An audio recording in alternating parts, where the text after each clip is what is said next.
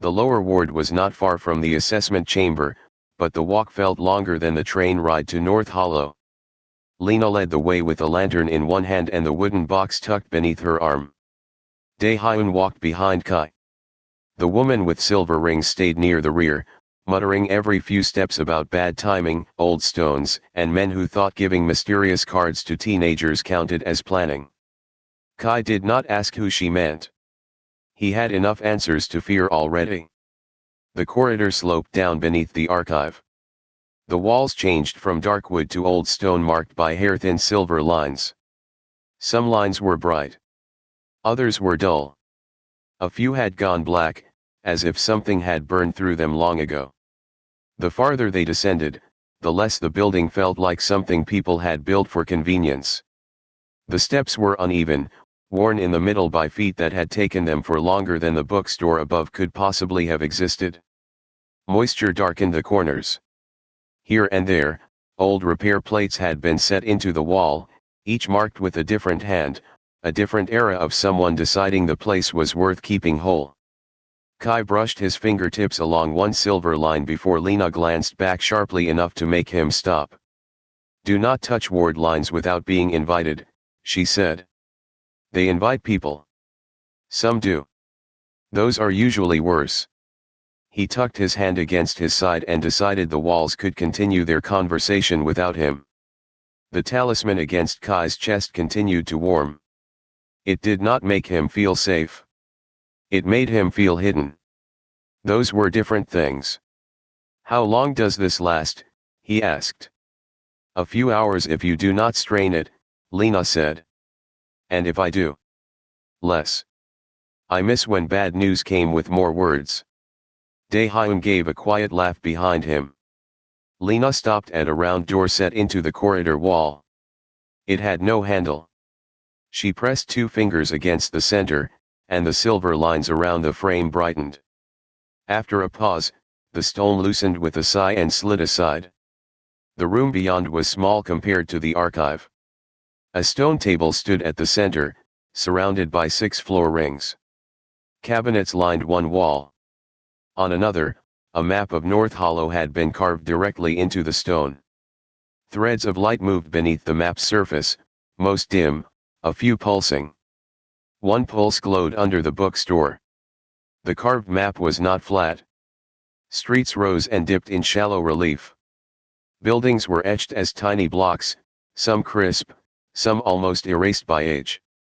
The river had been cut deeper than everything else, a dark groove with silver thread moving through it like slow water. Several streets Kai recognized from his walk here sat at the map's edge, ordinary names turned strange by the knowledge that someone had carved their bones into stone. Beneath the district, other lines moved where no streets existed. They crossed under alleys, curved around old foundations, and nodded near places that had probably been demolished before Kai was born. It was not only a map of North Hollow. It was a map of what North Hollow stood on. Another flickered several blocks away. Kai stepped inside and stared. "That is the district." "A ward map," Lena said. "Old, incomplete, and better than guessing." The broad-shouldered man entered last and sealed the door behind them. For the first time since the bell had chimed in the bookstore, the room became quiet. Kai had not realized how much pressure he had been holding in his shoulders until it eased. Then something scraped far below. Every person in the room went still. The sound was slow. Heavy. Not claws exactly, though Kai's mind supplied claws because it wanted a shape for the fear. Stone dragged against stone. A buried mechanism turning after years of refusing to move. The map's lower lines pulsed. Spiritual pressure escalating. Environmental corruption probability increasing. Kai swallowed. "It says corruption." Lena turned from the map. "Repeat it exactly." He did. Dae-hyun's face lost what remained of its humor. "That word has a specific meaning," he said. "Of course it does. Corruption means chi has stopped circulating cleanly. It begins to feed on itself, then on whatever is close." Kai looked at the map. "People are close." No one contradicted him. Lena opened a cabinet and removed a strip of pale cloth marked with tiny characters. Sit. Kai sat at the table because his legs were grateful for the excuse. Give me your wrist. Again. The first assessment was interrupted. By the city answering me. Possibly answering you, Lena corrected. That does not improve the sentence. She wrapped the cloth around his wrist. This time there was no needle, only warmth, and a faint tightening sensation. Silver characters brightened one by one. Dae-hyun leaned against the wall near the map. He should know enough to follow instructions. He should know only what helps him survive the next hour, Lena said. Kai looked up. I vote for that version. Good, she said. First, do not reach toward the resonance.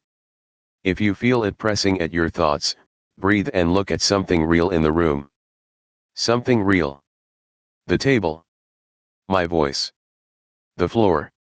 Anything that belongs to now. He nodded slowly. Second, do not answer it. The room seemed colder after she said that. Answer how? Dae-hyun spoke softly. Sometimes old formations communicate through pressure, image, memory, or instinct. They do not always use words. If you feel an urge that does not seem like yours, assume it is not. Kai stared at him. That would have been useful before I came here. Before tonight, we did not know something beneath North Hollow was listening. The cloth around Kai's wrist tightened. The silver characters flashed.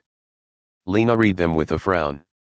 His meridians are still open from ignition. The concealment charm is helping, but the ember keeps responding through it. Can you close them? Kai asked. No. Can I? Eventually. Tonight. Her silence answered. The map pulsed again. This time the second flicker moved. It shifted one street closer to the bookstore. The woman with silver rings cursed under her breath. Surface breach is spreading. Kai leaned forward before he meant to. People live there. Yes, Lena said. Then why are we in here? Because if you run outside while your ignition signature is active, you may make it worse. The words landed harder than the tremor. Kai sat back. His first instinct had been to help. His second was shame at how little help he could offer. His third, quieter and worse, was relief that someone had given him a reason not to run toward the thing he feared. He hated all three. The hatred had nowhere to go, so it folded inward. He thought of every disaster story where someone discovered power and immediately became useful. Strong. Decisive. The kind of person who saw danger and ran toward it because the story had already promised they would survive. Kai did not feel like that person. He felt like a tired student in a hidden basement, being told that even wanting to help could make him dangerous. The unfairness of it burned almost as hot as fear. The room shook. Not violently. Enough to rattle the cabinets and make the map's light blur. The system flashed. Unknown entity approaching stabilized zone. Recommendation, avoid direct resonance contact. Kai repeated the message. Lena and Dae-hyun exchanged a look. Entity, Kai said. That means it is alive. Dae-hyun answered carefully. It means your system thinks it behaves like something alive. Is that better? No. The scraping came again. Closer.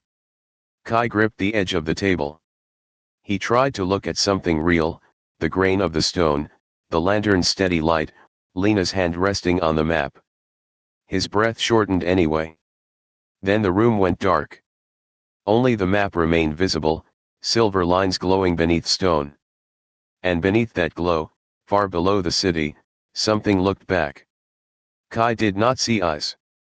Not exactly. He saw depth. Tunnels carved from black stone. Rings of old formation script larger than streets. Figures kneeling around a sealed gate, their faces blurred by time. Blood on white robes. Fire running along the floor like liquid sunrise. A command spoken by hundreds of voices at once. Hold. The vision slammed into him and vanished. Kai folded over the table, gasping. Lena was beside him at once. Name 3 things in the room. He could barely hear her over his heartbeat. Kai.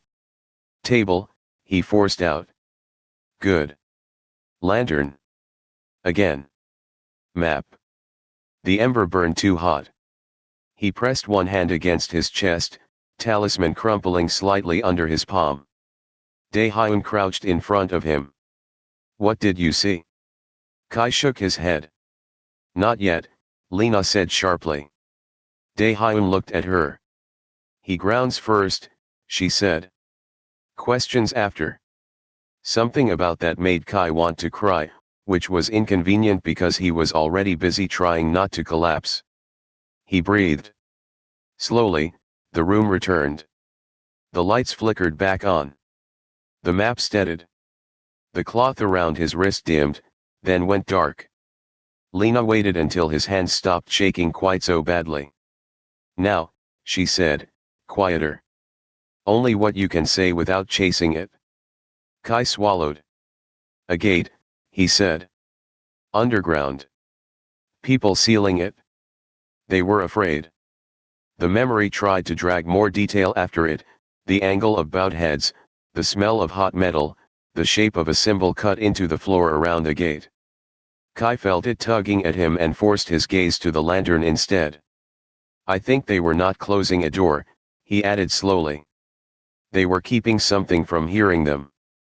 Lena's face went very still. No one spoke for several seconds.